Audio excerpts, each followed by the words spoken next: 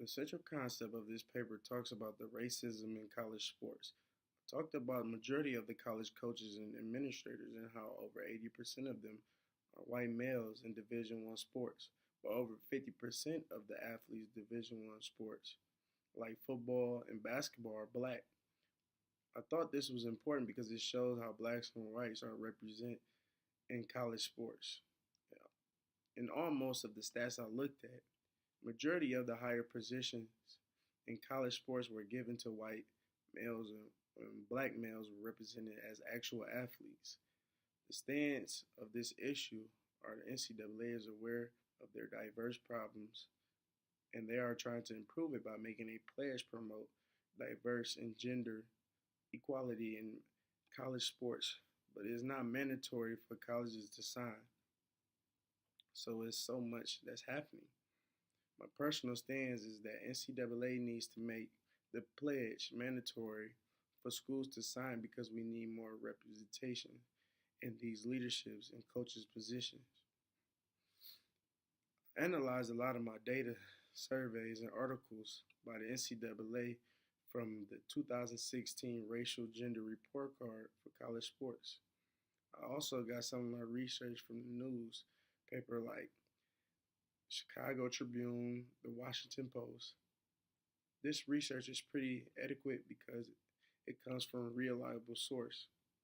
I took the data and research that I found and broke it down and explained what it meant in my paper. The information I researched relates to course material because we use report cards for college sports in one of our discussion posts for class. We also talked about the gender and the racial diverse in sports in class. Some research that we could have done more was on Iowa football and their stats in terms of racial and gender diverse in their sports program. I only talked about the staff of the football program from my own personal knowledge.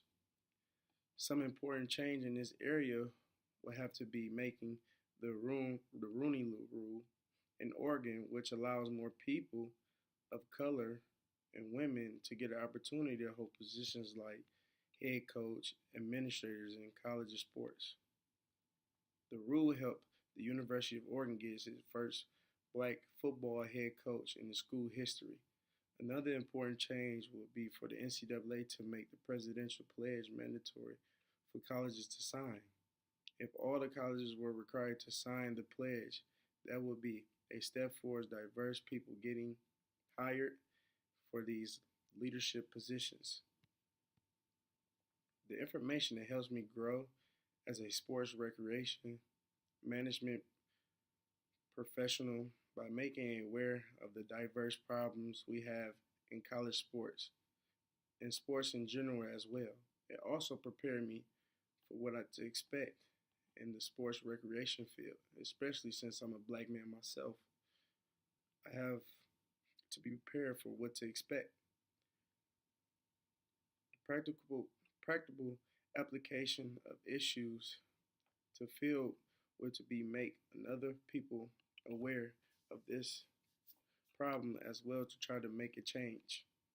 It can be hard for people to change their ways, but in order for that, the progress has to be changed. By looking at the people who are currently in leadership positions, the majority of them are old white males who have passed down these positions and will pass down these positions to a son or a nephew who doesn't know much about sports, but they want to keep it within the family. This has to stop. There are so many more people who are capable of qualifying for these positions, but they don't get the opportunity or interview or even apply for these positions because they are already filled with someone who knows someone in charge. This is why we can move forward in NCAA. They are stuck in their old ways. If we could find a way to move out these positions and make sure these organizations are interview everyone who applies for these jobs, then that can put us a step closer to a more diverse and equal environment in college sports.